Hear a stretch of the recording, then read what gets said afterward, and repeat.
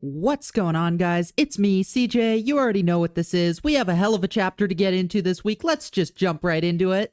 So, to start off, we have this scene of Hisoka in the casino. Now, I'm not going to do much recap because I assume everyone watching this has already read the chapter, so let me just say there were two things I noticed right off the bat about the real Hisoka.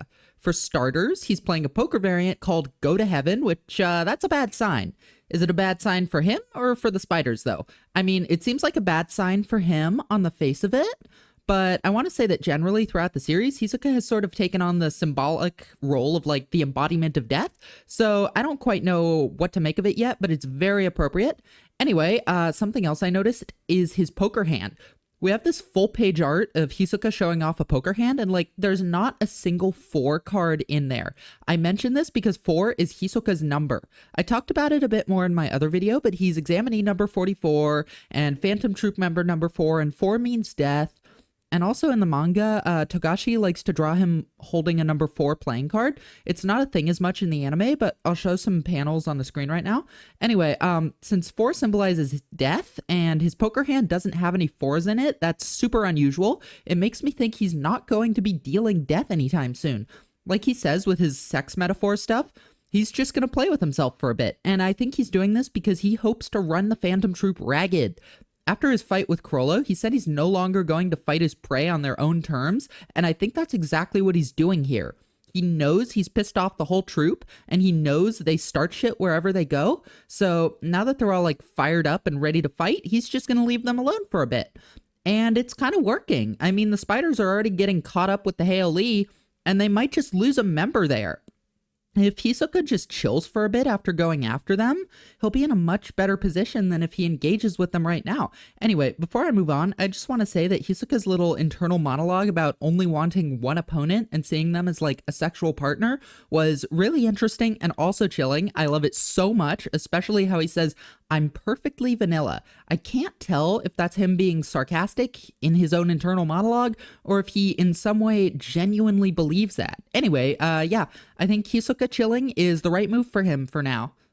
Unfortunately for him, Benolanov has found him, and we get a flashback about Chrollo's plan to trick the Mafia, and I just want to apologize on behalf of my recent video slandering Chrollo because goddamn, I was not familiar with this man's game. He just came up with that plan after pretty much one interaction with the Mafia. That's crazy. It would make sense if he had been communicating off screen with Finks, Phaeton, and Nobunaga, but there's a point where they talk about letting the other spiders know, so like they weren't talking. Chrollo encountered the Mafia once and immediately gathered from context clues how they worked, and good god, that man is smart. So Benolanov finds Hisoka, and we learn that Chrollo said, "Transform into someone else and wait for me," if he were to find Hisoka. So Benolanov considers telling Chrollo, but ooh, we got some juicy drama. See, Benolanov agrees with my take in that other video. He thinks that Chrollo's head isn't in the game when it comes to fighting Hisoka, and he wants the other spiders to handle him, which I think that's a really good call. Obviously, everyone's kind of sad about losing Shalnark and Cordopi, but Chrollo is just devastated, and we see this every time he appears. Oh, right.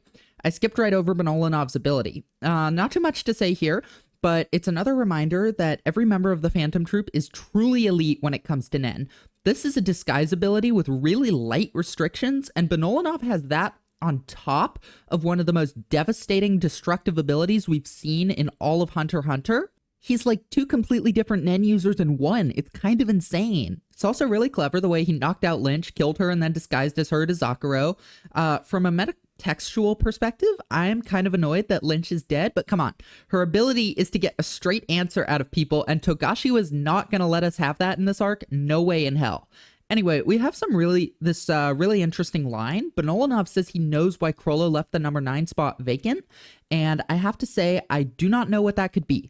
My first thought is that Chrollo intends to disband the Phantom Troop, but they added Illumi and he was number 11, so I think it's something specifically to do with the number. Now, number 9 was either Pakunoda or Shalnark, and given that Shalnark is the one that died recently, I'm inclined to think that it's Pakunoda because, like, that spot's been open for longer. So, yeah, I have no clue what this means, but I'm so freaking curious. One other thing to mention is that with confirmation that Hisoka is on tier 1 and so is Benolanov, things are getting closer and closer to involving Karapika. I have a feeling he is going to get involved with the spiders soon somehow. In fact, I think Hisoka might seek him out. we have to remember that Benolanov was watching him this chapter, and Hisoka is insanely perceptive. There's this moment in Greed Island, I think in chapter like 170, where Kaluto is secretly watching Hisoka and Zetsu, and Hisoka calls Kaluto out, and Kaluto's like, was my Zetsu not good enough? And Machi's like, nah, Hisoka's just built different. So I think that may have foreshadowed the fact that Hisoka knows he's being watched, and he might make a move to contact Kurapika soon. I mean, if he doesn't just jump Benolanov and kill him, that's also a possibility. Anyway, we don't think Hisoka knows Kurapika's there, but way back in the Heaven's Arena arc, there's also this thing about how Hisoka was able to stalk Gon online and find him. So Hisoka's really good at finding people, and like, he always just knows stuff. Hisoka be knowing stuff. He'd be knowing stuff that he shouldn't know.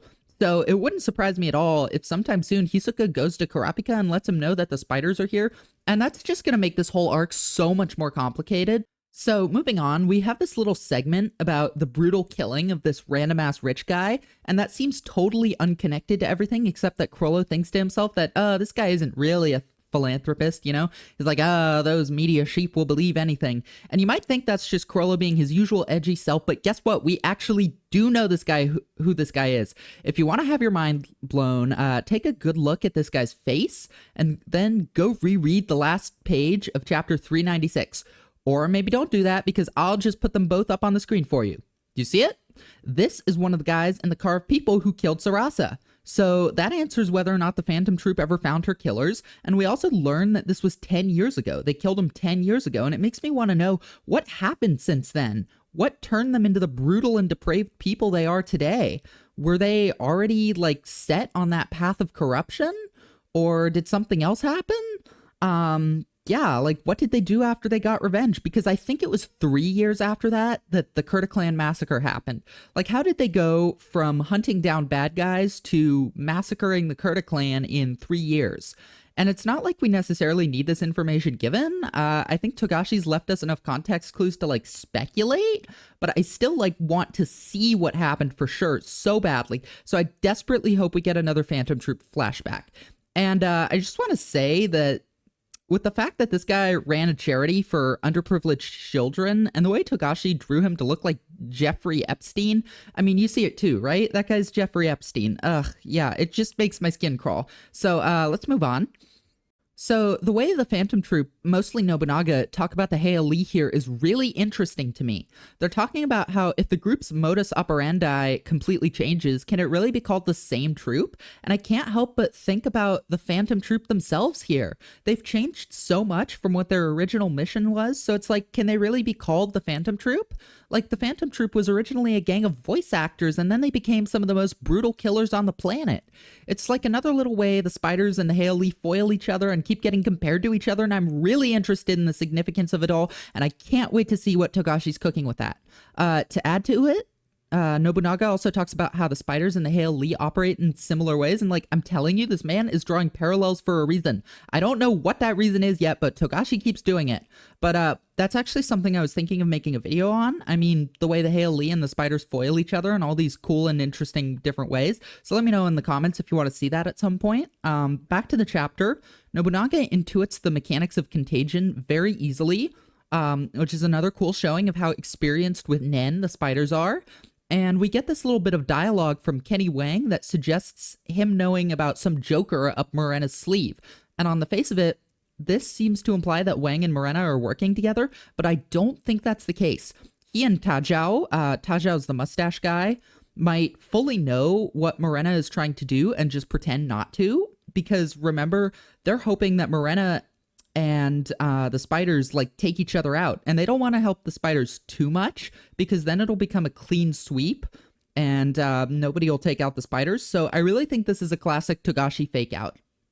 Anyway, so we transition to the Heili side of things with another one of these absolutely chilling Morena panels, and my god, Togashi is hyping this woman up like crazy. She's getting volume colors, cover spreads, and now he just keeps adding these like super menacing facial close-ups of her. It really looks like he's building something here. And I just want to say, Terror Sandwich doesn't get this kind of love. Morena might not technically be the big bad of this arc, but I think Contagion is going to get super out of control. Even if she herself won't be an oppressive force on this ship, I think Togashi is telling us that her philosophy, her mission, and her will are going to dominate. I could see her dying in like 5 chapters, but whatever happens, she is going to haunt this narrative for way longer than that. Togashi is building her up to be an ideological monster that could spell doom for everyone on this ship, and oh my god, that makes her so hot. Anyway, we also learn about Dogman's ability. He can like sniff people's auras, and he has a plot to infiltrate Halkenberg's funeral and find a certain target. And just as a refresher, we can be pretty sure that this target is one of Terror Sandwich's soldiers, because she wants to infect them with contagion and track his movements. And call me crazy, but this could actually spell a ray of hope for Theta and Salkov. It's the old adage, right? The enemy of my enemy is my friend, and Morena and Terror Sandwich are out for each other's blood. So he's going to go with Sodom, who apparently has a kidnapping ability, and they'll grab someone. Ideally, it would be Theta or Salkov, but Sodom says it should be someone who doesn't know Nen, so probably not. But still, this could establish contact, at least, between 2 different factions who are trying to kill Terror Sandwich, and that could be huge for Theta and Salkov. Also, we see that 3 of the Hail Lee have leveled up to like level 51 to go get revenge on Henry, and that is terrifying. We know Dogman was taking priority, and these guys still managed to hit that level, which shows that the Hail Lee are leveling up fast. They could all start hitting level 100 super soon, and that's when shit gets real with this ability. Anyway, the last time the Hail Lee jumped Henry, he won easily, but he only fought with 1 guy, and that guy was level 29. So these dudes are almost twice as strong, meaning if his fandom troop friends don't back him up, Henry could be in deep trouble. Anyway, so we have Tevelaris, Quarrel, and Damon, and we don't really know Damon's affinity, but Tevelaris is an enhancer and Quarrel is an emitter, and those could both be bad matchups for Henry, especially because enhancers are all about brute strength. Like, the pigeon handcuffs thing won't work on a strong enhancer. They'll just rip right through that. And last but not least, we get a panel of Finks, Nobunaga, and Phaeton seeing something crazy in the shower stores, and I desperately want to know what that is. Like, these are the people who did the most abhorrent things in the Kurta clan massacre. They tortured children in front of their parents to get redder eyes. These people know boundless brutality and evil, so I want to know so badly what could possibly cause Finks to make this concerned and uncomfortable expression. What could possibly be that bad? God, I'm so curious. And Tachao's phrasing raises so many questions too. From here on out, things may get a bit more intense. God, what does that mean? I genuinely have no idea what it could be right now. But yeah, that's going to do it for Hunter x Hunter chapter 405. Crazy good chapter this week, but I feel like I say that every week. Anyways, I've been CJ, and I hope you have a wonderful day.